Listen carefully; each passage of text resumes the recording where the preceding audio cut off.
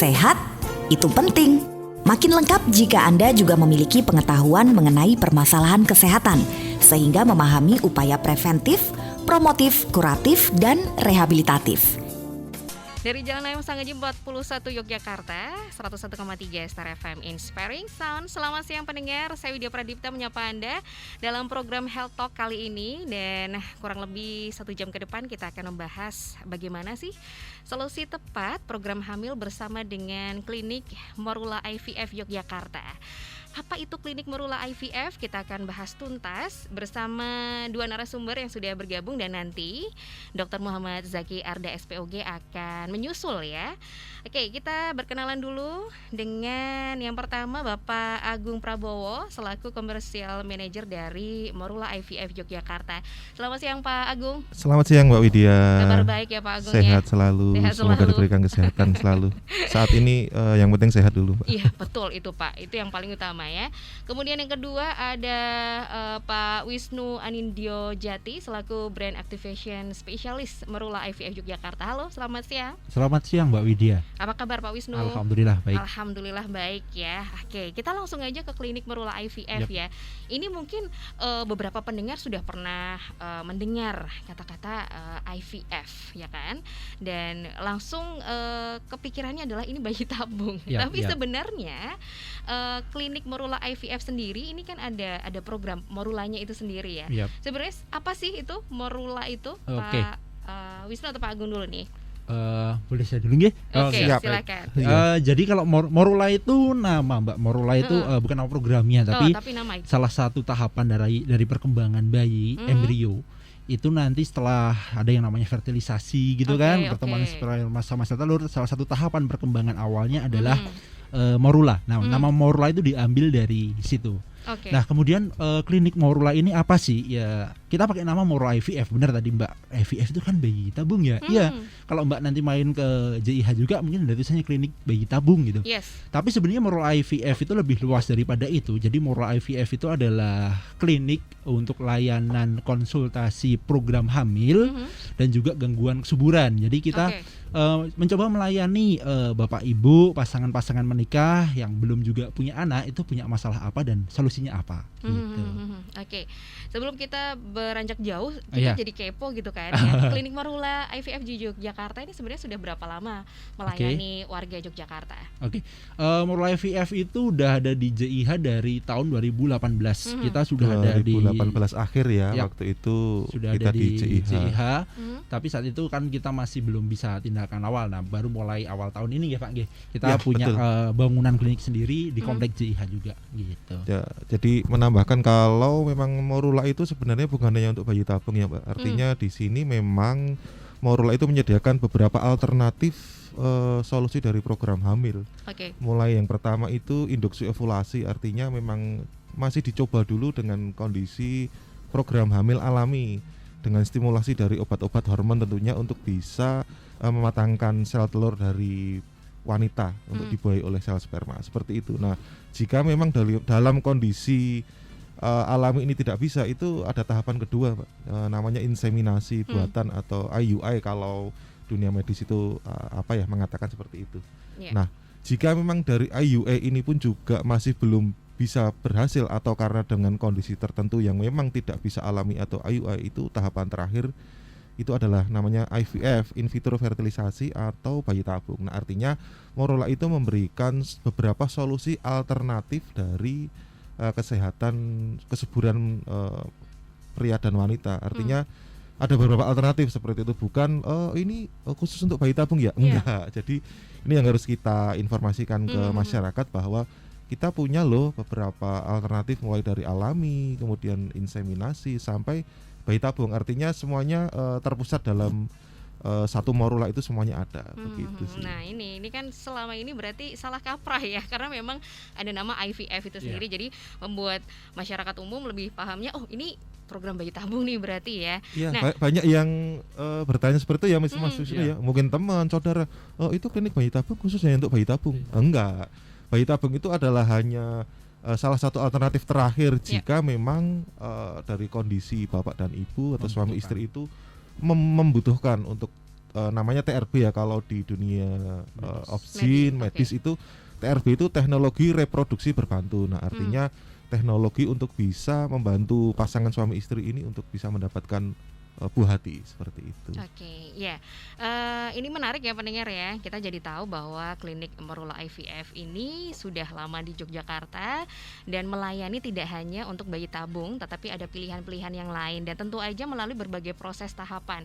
Nah, kita sebagai orang awam penasaran juga apa prosesnya dari awal, misalnya harus konsultasi dulu, setelah konsultasi terus apa yang dilakukan. Kadang itu menjadi satu hal yang menakutkan juga bagi pasangan untuk memulai, wah gimana nih program hamilnya gitu. Nah, mungkin Pak Wisnu bisa memberikan detailnya gimana nih prosesnya nantinya. Jadi kalau proses pertama pasti pasien itu akan konsultasi dulu dengan dokter.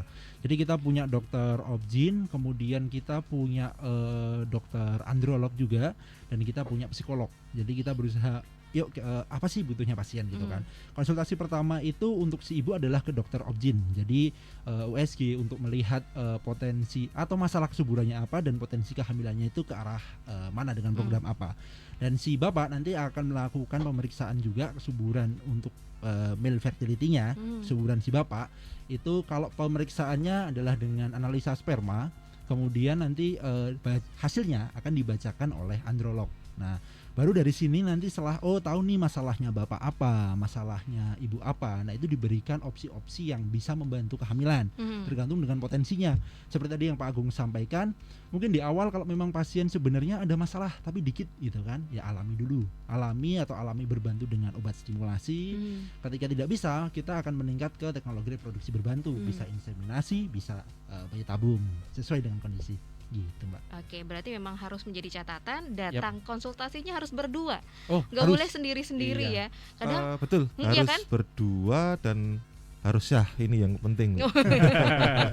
Karena kalau nggak sah nanti ada etika yang memang harus kita junjung. Artinya walaupun kita memang berbisnis di dunia medis kandungan, tapi kita juga menjunjung tinggi dari nilai etikanya. Apalagi kita orang timur ya. Betul, ya harus itu. ini ya. Jadi yang menjadi kendala biasanya adalah datangnya sendirian nih.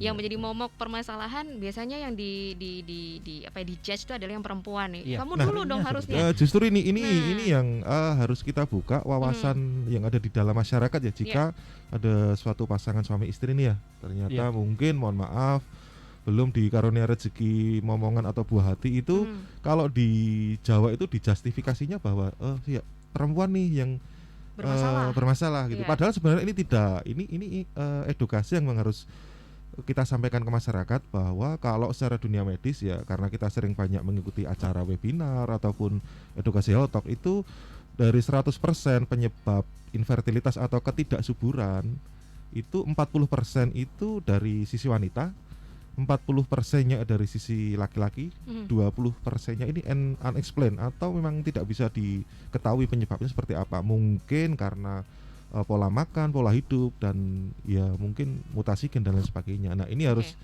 dibuka wawasannya ya Mbak ya. Jadi artinya jika memang mohon maaf belum dapat putra putri buah hati itu, ya harus dicek dulu nih dari sisi mananya. Ini cukup penting sih yang harus diketahui oleh masyarakat. Oke, sejauh ini klinik Morula IVF Yogyakarta berdiri, sebenarnya ada faktor apa saja sih yang akhirnya diketahui menghambat pasangan untuk mendapatkan momongan nih, Pak Agung dan Pak Wisnu? Kalau faktornya sangat beraneka ragam ya Mbak ya. Tadi Pak Agung sampaikan ada faktor dari ibu, ada faktor dari bapak. Beberapa mungkin ada juga beberapa faktor yang bisa keturunan juga gitu kan, keturunan misalnya dari bapak, dari genetik yang menyebabkan ketidaksuburan.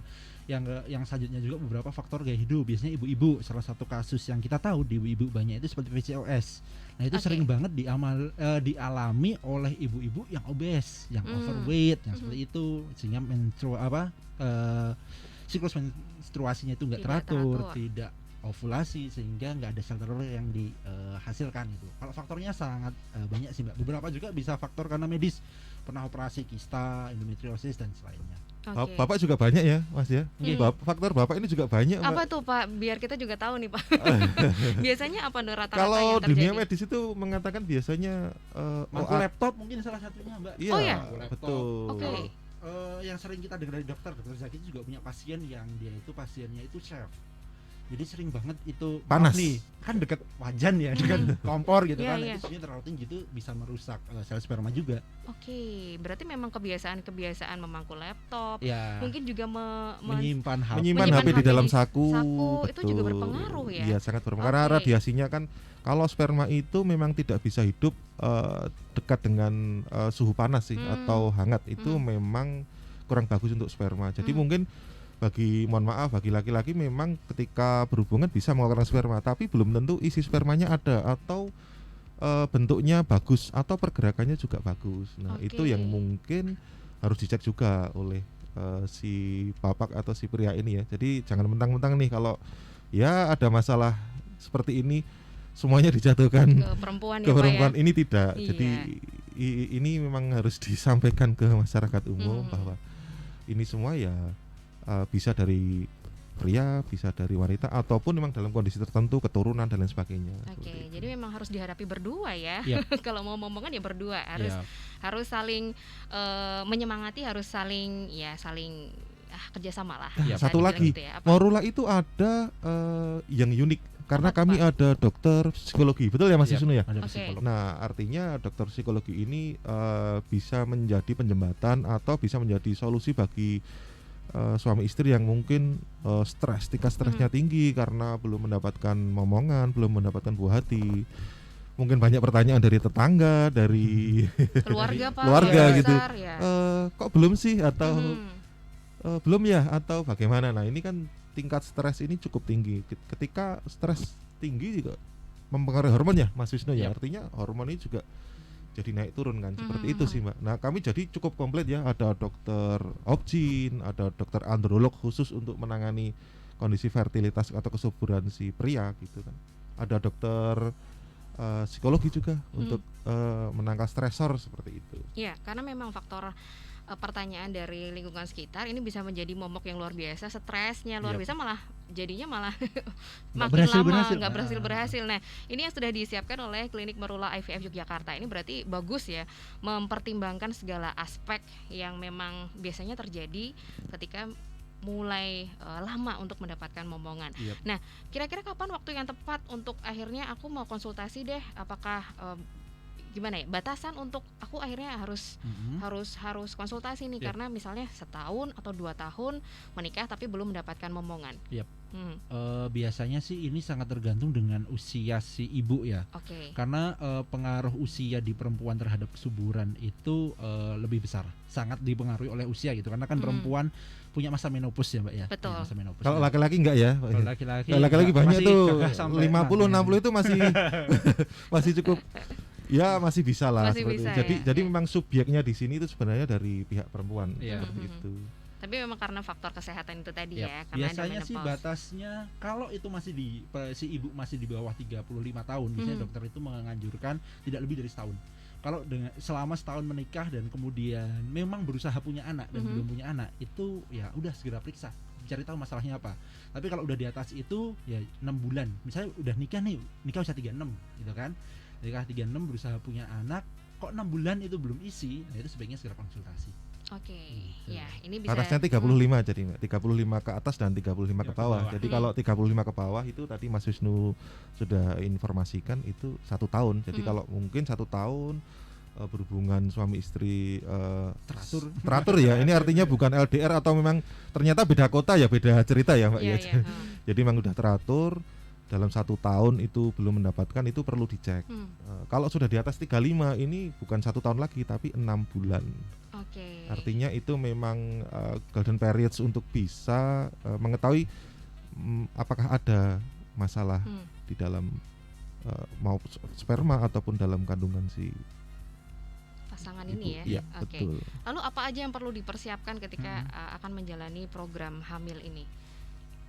Kalau dari awal nanti semua akan diarahkan oleh dokter dulu. Yang jelas tadi pemeriksaan secara standar itu pemeriksaan di ibu, USG gitu. Oh ya, ini note juga kalau pengen lebih praktis itu datang konsultasinya itu ketika ibu hari kedua menstruasi. H-2. Ya, H+2, mohon. H+2. menstruasi. Setelah Jadi menstruasi. Betul. hari kedua mulai keluar darah. Oke, malah ketika menstruasi ya? Yap, itu adalah untuk pemeriksaan yang lebih Akurat ya, seperti itu. karena supaya karena nanti dokter itu akan melihat ovulasinya itu adalah saat itu gitu kan, untuk bisa lihat ya folikelnya itu, sel telurnya itu persiapan untuk sel telur selanjutnya itu sebanyak apa untuk mengukur tingkat kesuburan si ibunya. Dan kemudian kalau bapak sih cenderung bisa kapan aja ya. Iya. Oke. Gitu. Iya, berarti ada dokter Zaki nanti jawabnya. Mohon maaf dok. Ya, ini pendengar, jadi dokter Zaki tadi sempat mendadak harus melakukan tindakan ya dokter ya. Jadi nanti kita akan bahas lebih lanjut lagi dengan program hamil ini nanti bersama dengan Klinik Morula IVF Yogyakarta. Tapi kita ke jeda terlebih dahulu ya. Nanti kita akan bersama dengan dokter Zaki.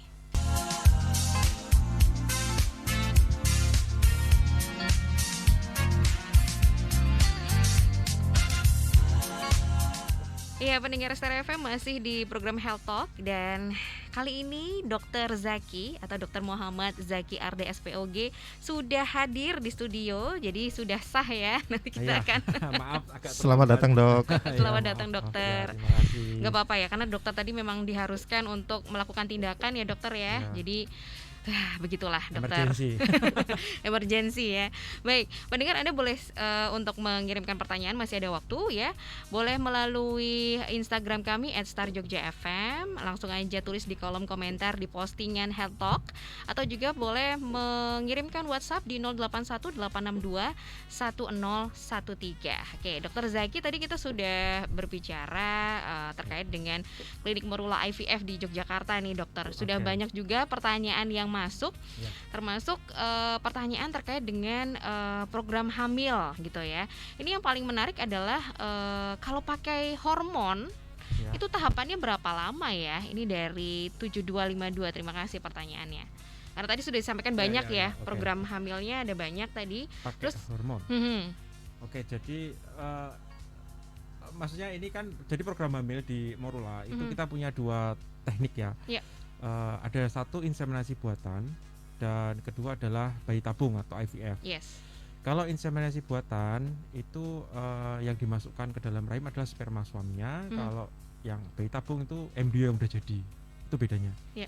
Kalau tanya pemakaian hormon berapa lama, ya itu tergantung. Jadi kalau pakai insem biasanya bisa memakai suntikan hormon maupun tidak hormon.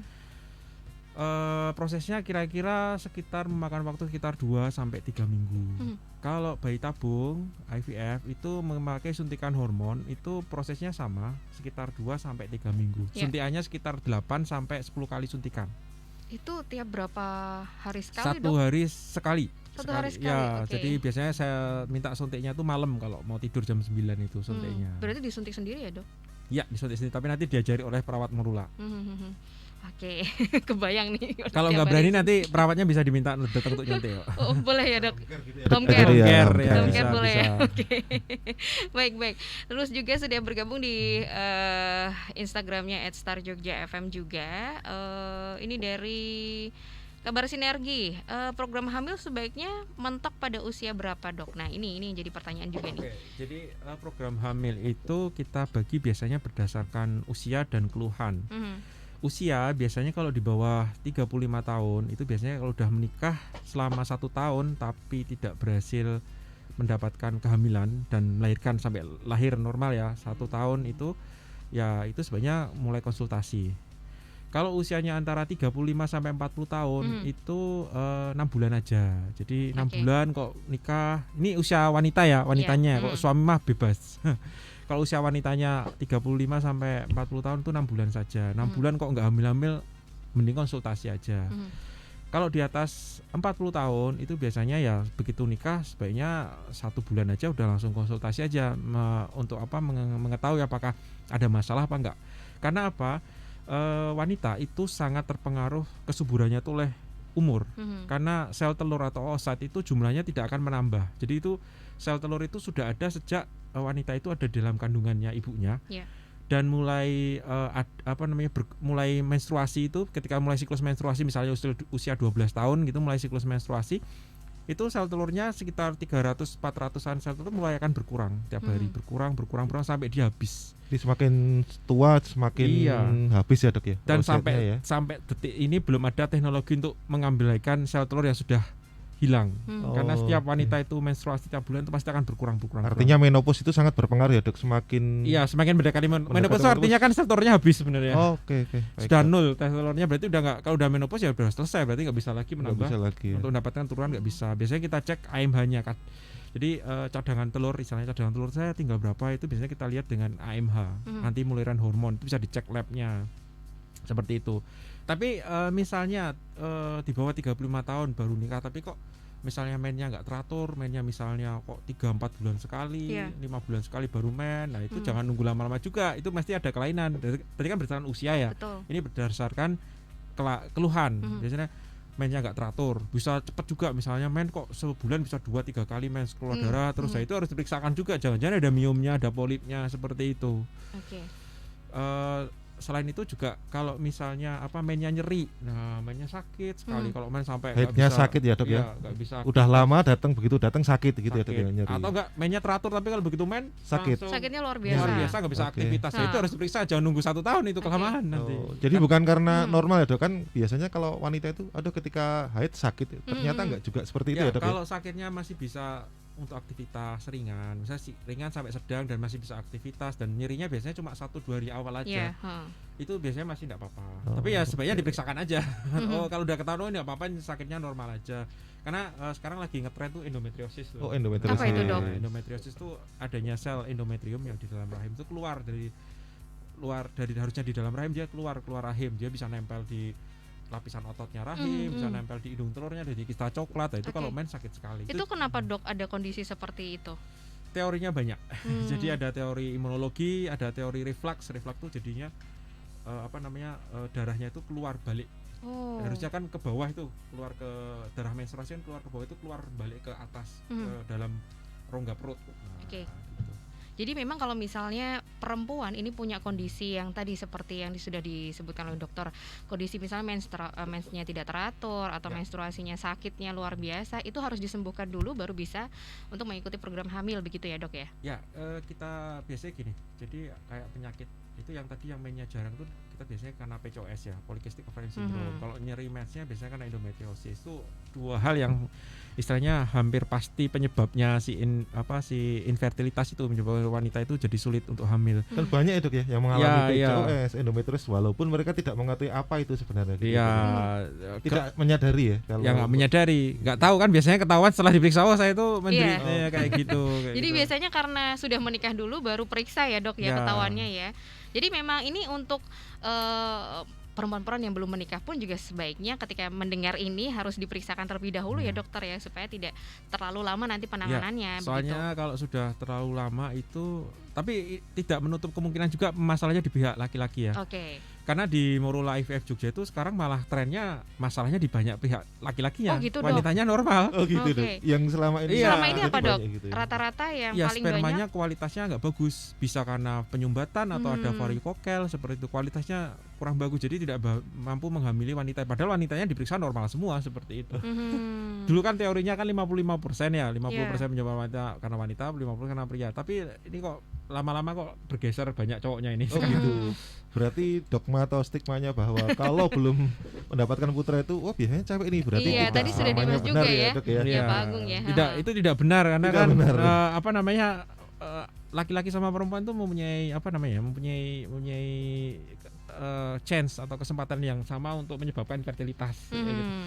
Kalau menurut sesuai penelitian itu memang 40% itu karena perempuan, 40% laki-laki, 10% itu dua-duanya, jadi cowoknya bermasalah, ceweknya juga bermasalah. 10% itu unknown tidak ketahui penyebabnya. Artinya laki-lakinya normal, perempuannya normal, tapi kok nggak hamil-hamil itu ada juga seperti itu.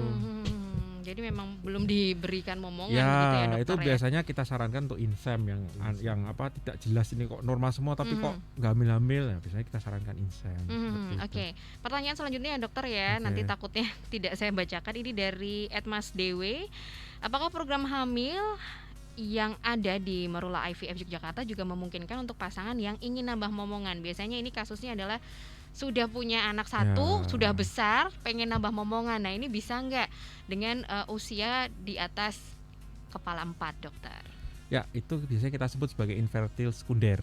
Jadi infertil ada 2, primer, sekunder. Primer itu dari awal sejak nikah belum punya anak. Kalau yang sekunder itu udah punya anak, tapi begitu program anak kedua tidak berhasil. Lama itu dok, gimana dok? Secara jawabannya ya bisa aja. Intinya satu, masih ada cadangan telur yang ada apa enggak. Biasanya kita periksa dulu, kita USG pada saat mens hari kedua atau ketiga untuk melihat cadangan telurnya ada apa. Namanya antrafolikel. Nah, itu folikel sel telurnya yang di indung telurnya masih ada enggak di indung telurnya. Kedua kita cek AMH-nya berapa. Kalau masih ada ya ada kemungkinan masih bisa. Berarti subjek utamanya adalah si ibu ya, dok ya? Ya, kalau laki-laki sih memang laki-laki itu seumur hidup dia akan selalu bisa menghasilkan sperma, bisa untuk membuai ya. Cuman kualitas seumur hidup. Cuman kualitasnya pasti akan menurun seumur-umur ada andropos, tapi tetap bisa. Kan ada pernah tuh kakek-kakek menghamili. Ya, itu kan ada kan. Betul. Ya, fokusnya adalah wanitanya. Yang penting ada cadangan telurnya masih ada, ya masih bisa ada kemungkinan. Iya, gitu. jadi melakukan proses tapi kalau 40 IMH dulu ya tadi ya. AMH. Tapi kalau udah di atas 40 tahun ya sarannya langsung IVF, bayi tabung, jangan insem. Karena apa dokter? Resiko? Bukan, karena kemungkinan hamilnya kalau tidak bayi tabung sangat-sangat kecil sekali. Oh gitu. Karena kadar AMH tadi ya, sudah sangat kecil ya. Daripada buang tenaga, waktu sama biaya, mending langsung IVF aja, keberhasilannya lebih tinggi. Oke. Berapa persen dok probabilitasnya? Kalau probabilitasnya di morula itu rata-rata 30-40%. Oke. Itu ya yang terjadi selama ini di Yogyakarta ya. Ya, pertanyaan berikutnya dokter, ini saya bacakan @dalem keanugerahan. Selain program bayi tabung yang mahal, ada program yang lebih terjangkau tidak? Nah, ini biasanya yang jadi pertimbangan juga. Biaya, dokter. Oke. Jadi selain bayi tabung itu memang ada insem sama senggama terencana. Cuman kita lihat dulu masalahnya di mana. Kan kalau pasien datang ke saya misalnya ke dokter infertilitas itu biasanya kita cek dulu penyebabnya apa. Kalau masih bisa memenuhi syarat untuk insem atau memenuhi syarat untuk senggama terencana, ya kita lakukan secara alami dulu, bisa lo insem dulu bisa. Tapi kalau misalnya sudah tidak memungkinkan lo itu, ya mau nggak mau pilihannya harus bayi tabung seperti itu. Kalau kayak insem tuh biaya terjangkau, maksudnya masih di bawah 20 juta. Tapi ya itu syarat-syaratnya harus terpenuhi. Kalau enggak ya percuma, nanti program juga nggak berhasil, malah buang-buang biaya. Mending ditabung dulu. Ditabung dulu. Misalnya ya saluran indung telurnya kanan kiri, saluran tubanya itu indung telur kanan kiri buntu. Kanan kiri buntu semua atau ada hidrosalping, ya jelas itu nggak mungkin. Apapun juga nggak bisa. Mau nggak mau harus pasti sperma ini nggak mungkin sampai gitu ya. Seperti itu. Oke, ya. Ini pertanyaan berikutnya juga menarik dari Mbak Asih di Bukisan. Saya sudah kepala 4 dan sekarang ini kalau mau datang haid kepalanya serasa mau pecah gitu dok, sakitnya nggak karuan. Sudah diobati dengan obat-obat analgesik pun redanya tidak berkurang. Apakah karena sudah mau masuki menopause atau gimana nih dokter? Atau pengaruh hormon bisa jadi? Tadi udah punya putra belum ya? Sudah punya 1. Ya kalau nyerinya sangat nyeri ya sebaiknya diperiksakan dulu. Itu ada kemungkinan yang saya bilang tadi, endometriosis. Endometriosis itu bisa menyerang tergantung dia nempel di mana. Kalau dia nempel di dinding rahim, otot rahim, itu kita sebut adenomiosis. Kalau kita itu nempel di indung telur, kita sebut kista coklat biasanya. Nah, itu bisa menyebabkan perlengketan, nyeri pada saat haid. Kalau seperti itu ya kita lihat apakah itu perlu operasi apa tidak. Kalau misalnya ada kista coklat yang gede ya sebaiknya dioperasi dulu. Terus nanti baru dikasih terapi hormonal untuk mengurangi nyerinya. Itu ya jawabannya ya diperiksakan dulu. Dicek dulu. Dicek dulu karena saya nggak bisa komentar apa-apa kalau belum di USG belum kondisinya ya, seperti apa. Nah, rata-rata yang memiliki keluhan seperti saat ini tadi, apakah memang yang sudah berumur di atas 35 tahun atau gimana? Ya sebenarnya endometriosis itu mulai menyerang sejak wanita itu sudah menstruasi. Karena ada saya baca itu beberapa jurnal itu mengatakan bahwa sel-sel endometriosis itu sudah ada sejak dia itu belum mens, jadi dari bayi. Cuman dia aktif itu setelah mens. Kalau awal mens itu biasanya keluarnya masih agak ringan karena kan masih agak baru mulai, baru belum berkembang. Tapi nanti bertambahnya umur itu akan tambah sakit. Jadi nggak hanya di atas 35, bahkan remaja pun sudah bisa karena walaupun tidak seberat seperti itu. Oke. Pertanyaan selanjutnya ini dari Bu Ingrid di Jetis. Sudah 2 tahun menikah, belum diberikan momongan. haid tidak teratur, apakah ini kemungkinan untuk PCOS juga? Perlu cek kondisi suami juga tidak, Dok? Jawabannya mungkin PCOS ya mungkin. Nanti kan PCOS itu kan sebenarnya sindrom ya, polycystic ovarium syndrome. Jadi sindrom itu terdiri dari 3. Gambaran polikistik pada USG, terus adanya hiperandrogen, kadar androgennya meningkat, terus satu lagi menstruasi yang tidak teratur. Jadi misalnya 3 bulan sekali kayak gitu, oligomenorrhea namanya. Nah ibu ini baru oligomenorrhea. Nah ini sindrom yang ini kan kita harus diperiksa, kita tahu. Jadi kalau PCOS itu ya sindrom itu bisa ya bisa enggak. Terus suami perlu diperiksa ya jelas perlu diperiksa, karena kan namanya infertilitas suami istri harus diperiksa semua, harus kerjasama, nggak bisa cuma suami aja atau istri aja. Kan tidak bisa diwakilkan kan? Betul. Spermanya apakah boleh diwakilkan? Kalau boleh ya mungkin. Waduh. Ya makanya kalau nggak boleh diwakilkan ya suami harus datang. Oke. Ya tapi sejauh ini memang tidak ada, maksudnya tidak ada masalah dengan pasangan yang memang biasanya memang datang untuk konsultasi ke dokter ya? Iya. Memang harus berdua kan ya dokter ya? Harus ya? berdua, kalau namanya infertilitas harus berdua ya. Bisa misalnya suaminya masih sibuk, istri dulu. Tapi intinya suami mau kalau dicek sperma, karena sekarang masalahnya tuh intinya harus dari dua-duanya itu dicek. Laki-laki kalau mau dicek spermanya tuh muter-muter, itu alasannya banyak. Nah itu yang jadi kendala, kemungkinan banyaknya pasangan yang akhirnya untuk konsultasi ke dokter itu udah nanti dulu deh, soalnya suamiku belum mau ikut nih. Nah kayak gitu mungkin ada saran atau tips atau gimana nih Pak Agung yang ada di klinik Morula IVF nih?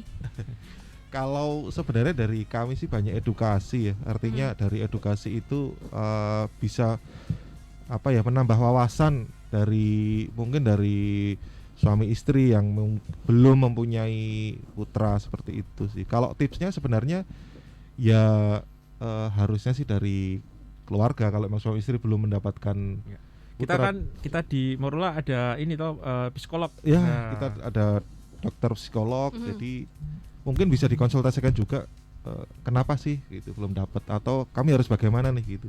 Karena kan kalau di Jawa ini biasanya kan tetangga judgment. Ini juga judgement dari tetangga, dari keluarga itu cukup banyak. Kalau mengalami kondisi seperti itu dokter, misalnya suaminya agak susah nih untuk diajak, nah itu misalnya ibunya dulu deh atau yang perempuan dulu untuk konsultasi, dicek dulu kesehatannya, terus nanti suaminya menyusul itu tetap bisa ya dokter? Bisa. Jadi misalnya suaminya masih belum bersedia, ya bisa yang istrinya dicek dulu, begitu sudah cek semua nih, ini bagus semua ternyata baik. Nah kan berarti nanti istrinya tinggal nembak suami, saya udah cek semua bagus, silahkan. Nah, gantian. Nah, saya udah mau cek kok gitu. Iya. Oke. Dan ini sebenarnya ada psikolog tadi ya Pak Agung ya. Ini sinergi yang luar biasa ya berarti ya. Ada banyak kasus nggak sih Pak Agung yang misalnya ke psikolog dulu agak lama nih baru akhirnya ke dokter obgyn misalnya gitu Pak Agung? Cukup lumayan banyak Mbak. Karena kan kalau masalah kesuburan ini sebenarnya privacy ya Mbak. Privacy, kemudian menyangkut sisi psikologis juga, mental juga, seperti itu Dok ya.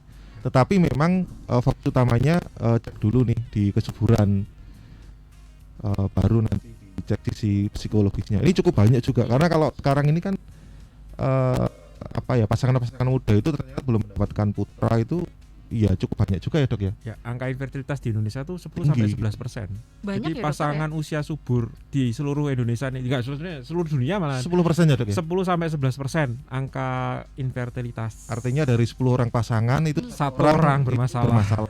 Kenapa ya dokter ya? Ini sampai ke sedunia berarti ada hal yang ternyata sama-sama terjadi nih di seluruh dunia. Apa dok? Saya baca jurnal itu kalau di pihak laki-laki itu kualitas sperma dari mulai dulu sejak Perang Dunia Kedua sampai sekarang itu terus menurun. Jadi yang dulu itu dianggap saya baca itu dulu dianggap tidak normal, sekarang dianggap normal. Karena semakin kualitasnya semakin turun, sekarang yang dulunya dianggap nggak normal sekarang dianggap normal oleh WHO. Makanya kualitas, makanya kan kita pakai WHO 2010 kan itu untuk pengecekan. Tapi mungkin 10-20 tahun lagi akan direvisi lagi sama WHO. Ya mungkin karena mungkin stresor kayak gitu, atau ada kondisi polusi dan lain-lain. Nah kayak gitu. Terus pihak perempuan juga sekarang banyak PCOS, endometrius tuh saya hampir tiap hari praktek tuh ketemu gitu loh. Kenapa ya dokter? Apakah Ya, gaya hidup juga? Ya, PCOS itu penyebabnya adalah satu gaya hidup. Dia kan karena misalnya obesitas, kegemukan, terlalu konsumsi karbo, gulanya kebanyakan, itu kan kurang olahraga juga gitu ya. Penyebab PCOS. Apalagi sekarang makanan GoFood itu maaf merek. Delivery banyak banget, Facebook. Junk foodnya itu boba-boba, nah kayak gitu kan. Oke, ini jadi pengingat juga untuk kita semua yang pendengar untuk mulai mengurangi makanan yang punya tinggi gula gitu ya, kandungan gulanya tinggi. Iya betul. Ya jadinya ya sebaiknya kurangi konsumsi karbo dan gula. Kalau bagi yang mensnya nggak teratur terutama nih. Oke. Selanjutnya dokter, ada pertanyaan menarik juga. Saya sudah melakukan gaya hidup sehat, makan makanan juga diatur, tapi sampai sekarang pun belum punya momongan. Apa yang harus dilakukan? Kurang lebih sudah 5 tahun menikah. Ya, walaupun gaya hidup sehat, tapi ada beberapa penyakit memang itu harus dilakukan tindakan, karena tidak hanya cukup gaya hidup sehat. Misalnya saluran indung telurnya misalnya buntu, ada sikatrik di situ buntu. Jadi walaupun gaya hidup sehat seperti apapun, tapi kalau saluran indung telurnya kanan kiri buntu semua ya tetap tidak bisa. Jadi buntu itu bisa karena bawaan, atau kedua karena memang ada infeksi, sehingga terjadi pembengkakan. Kalau emang udah seperti itu, mau gaya hidup sehat seperti apapun itu tidak bisa. Terus pada suami misalnya terjadi varikokel atau pembesaran pembuluh darah di situ di sperma, sehingga mengalami atau terjadi sumbatan di saluran sperma sehingga spermanya tidak bisa keluar. Itu mau gaya hidup sesehat apapun ya tetap tidak bisa. Jadi ya mau nggak mau, kalau misalnya udah gaya hidup yang sehat, udah suami istri udah sehat semua, olahraga tiap hari, tapi kok nggak hamil, ya berarti ada something wrong, itu harus dicek itu kenapa, itu apa di suami atau di istri, seperti itu.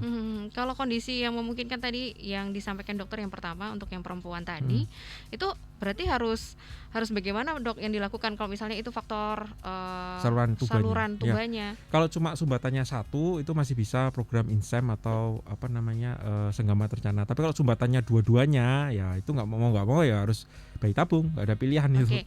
Ini untuk gambaran aja dokter. Program INSEM itu yang seperti apa? Terus senggama berencana itu juga seperti apa? Istilah-istilah yang mungkin kita nggak tahu ya dok. Inseminasi buatan, maaf tadi kan saya telat nggak bisa jelasin di awal ya. Nggak apa-apa dok. Jadi inseminasi buatan itu adalah kita memberikan induksi ovulasi atau memberikan obat-obatan untuk sel telur dari ibu itu biar berkembang dengan baik.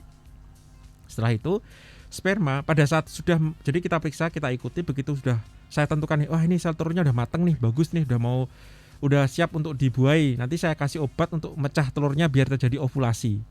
Nah, setelah disuntik obat pemecah telurnya itu 36 jam berikutnya adalah nanti sperma itu akan dimasukkan ke dalam rahimnya ibu.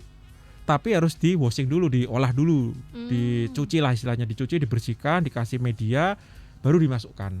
Seperti itu.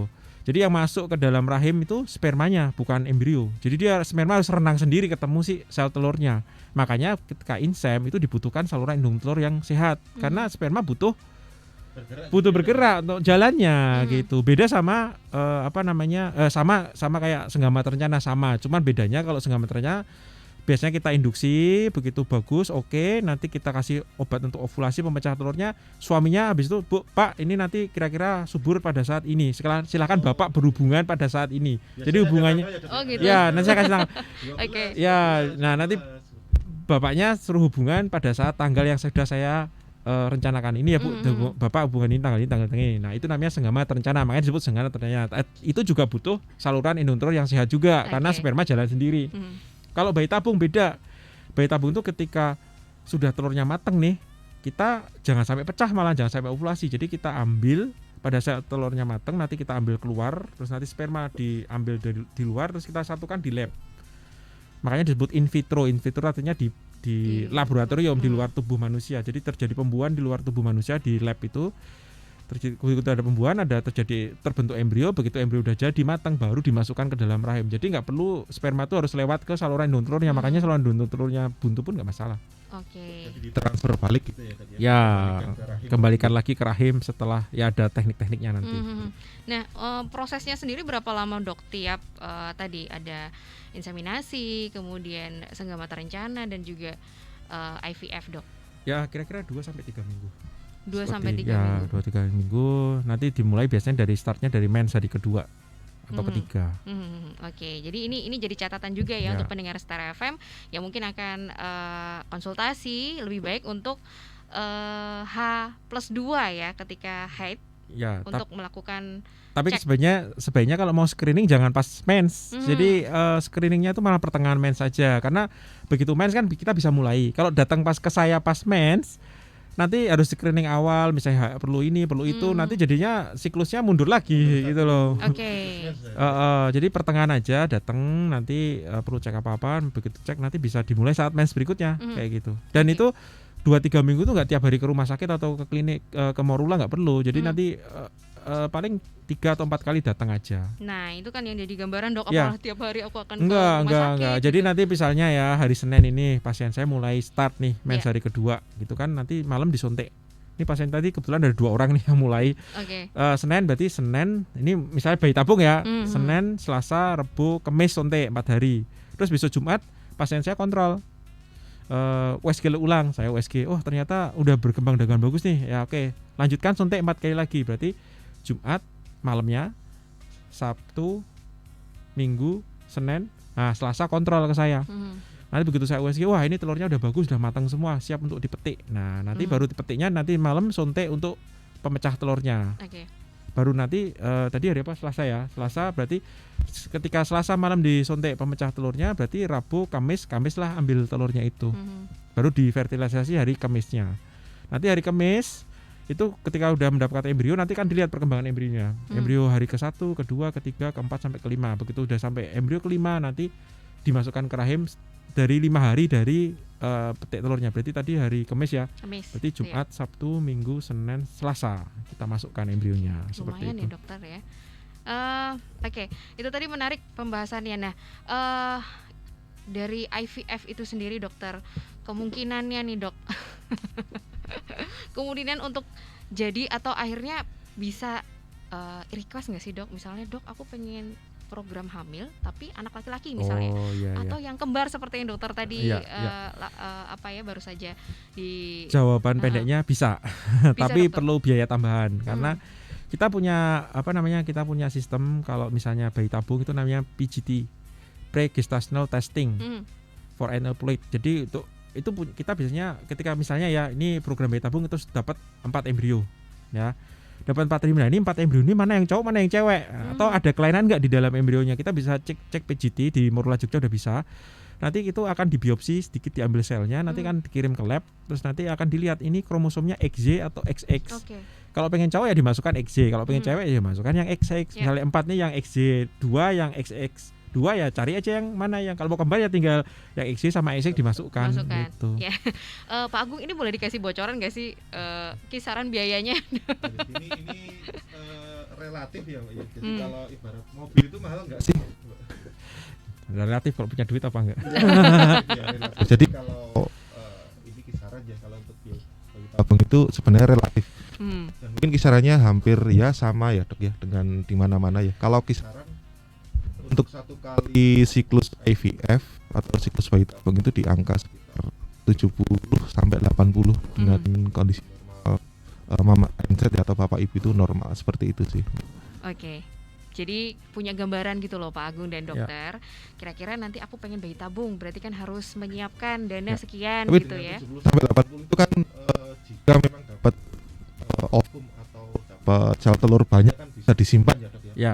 Artinya jika memang pada siklus pertama itu sudah berhasil ya nanti tinggal di transferkan di embrio berikutnya untuk mungkin 1 tahun berikutnya pengen punya anak lagi seperti itu kan ya. Ya.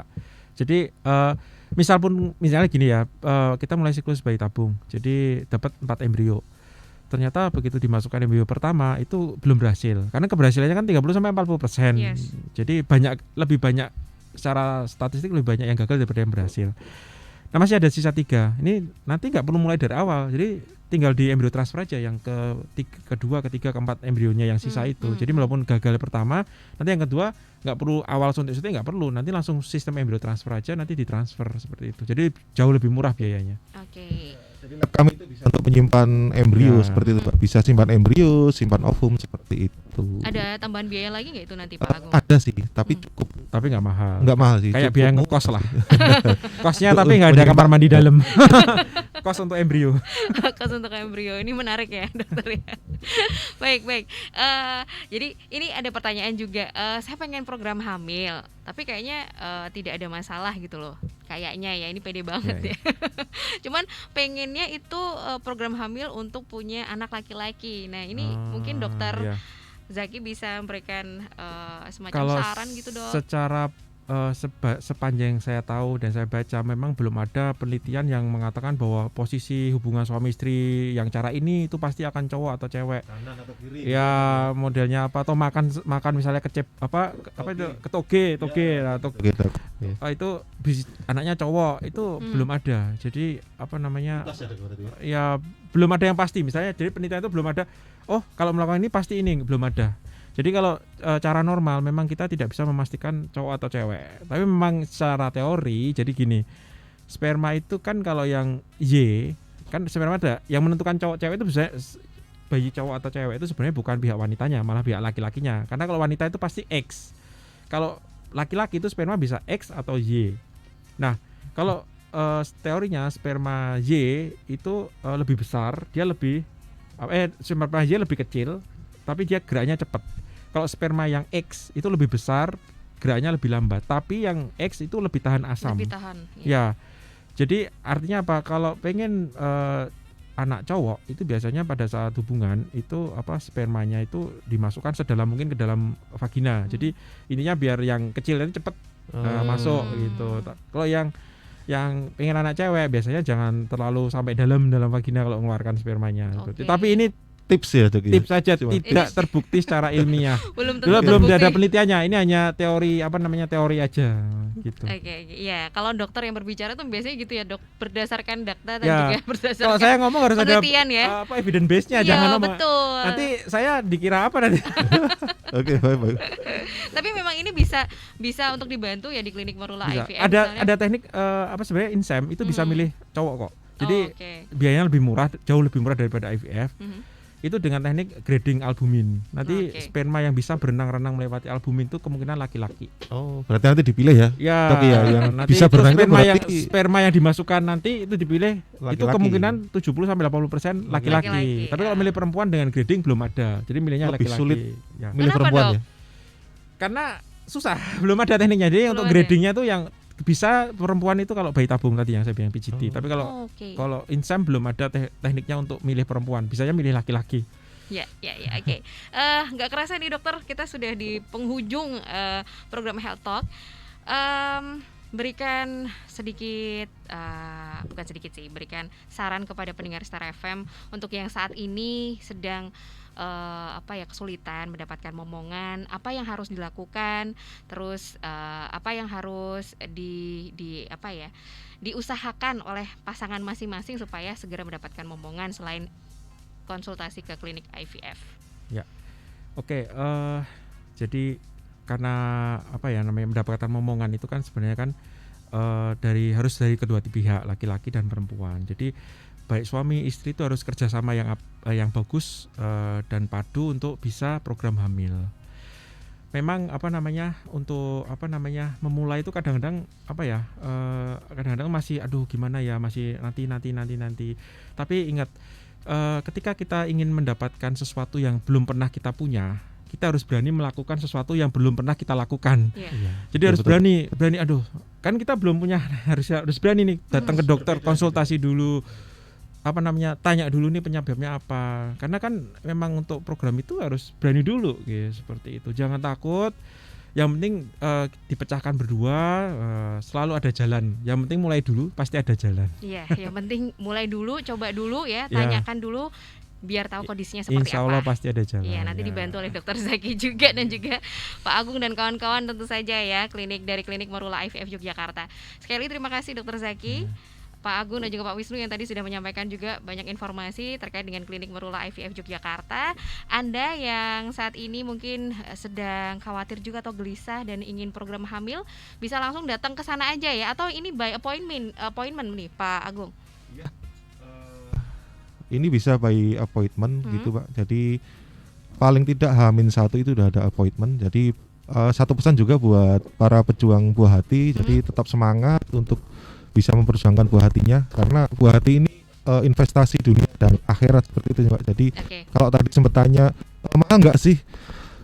Bisa dibilang ini relatif ya. Kalau dibilang mahal ya enggak, kalau enggak ya relatif. Artinya karena ini investasi dunia dan akhirat seperti itu kan.